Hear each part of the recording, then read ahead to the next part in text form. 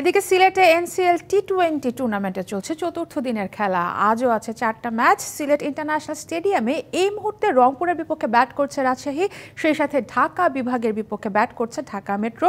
সবগুলো match cover করতে সিলেটে আছেন সহকর্মী শাহান পাপন, সরাসরি যোগ দিব তার সাথে। পাপন, আজও শুরুতে টস জিতে বোলিংয়ের সিদ্ধান্ত নিয়েছে দলগুলো, এবং আমরা যদি দেখি রাজশাহীতে গতকালই শান্ত যেভাবে ব্যাট করেছিলেন, আজকের ম্যাচে কিন্তু ধারাবাহিকতাটা রাখতে পারেননি। কি বলবেন, সবশেষ তথ্য জানাবেন আমাদের। ধন্যবাদ আপনাকে সারা। আসলে এইখানে যে প্রবলেমটা দেখা দেয়, বিশেষ করে সকালের সেশনে কুয়াশা থাকে এবং সেই সাথে শিশির থাকে, যার জন্যই দেখা যায় যে টস জিতলেই দলগুলো সাধারণত বোলিং নিয়ে থাকে এবং এইখানকার উইকেটের সকালের ময়েশ্চারটা চলে গেলেই কিন্তু একদম ফ্ল্যাট হয়ে যায়, সেক্ষেত্রে ব্যাটসম্যানদের জন্য সুবিধা হয়ে থাকে।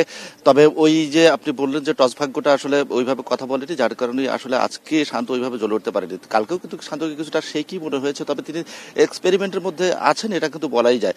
তিনি যদি পুরোপুরি ফিট থাকতেন তাহলে কিন্তু আজকে তার এনসিএল খেলার কথা না, তিনি আজকে ওয়েস্ট ইন্ডিজে থাকতেন এবং ওয়েস্ট ইন্ডিজের বিপক্ষে টি-20 সিরিজ খেলতেন।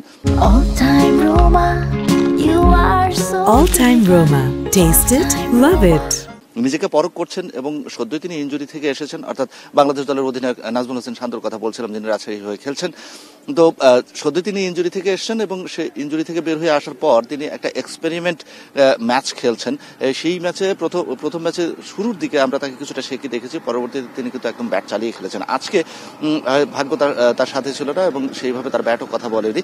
তার একটা মাত্র কারণ যেটা বলা যায় সেটা হচ্ছে যে সকালের সেশনে ময়েশ্চার এবং কুয়াশা দুয়ে মিলিয়ে আসলে ব্যাটসম্যানদের জন্য একটু অসুবিধা করে থাকে, আর সেই জন্যই দলগুলো যখনই টস জিতছে সকালের সেশনে বিশেষ করে, তখন কিন্তু তারা আসলে বোলিংটাই নিচ্ছে এবং বোলিং নিয়ে যথারীতি তাদের চেষ্টা থাকে মানে ব্যাটসম্যানদেরকে বেঁধে রাখার। এখন দেখার বিষয় যে এই ম্যাচগুলো আজকের ম্যাচে কেমন কি দাঁড়ায়, কেননা উইকেট কিন্তু ধীরে ধীরে টায়ার্ড হতে শুরু করেছে। একটানা ম্যাচ চলছে একই গ্রাউন্ডে, অর্থাৎ দুইটা গ্রাউন্ডে টানা ম্যাচ চলছে।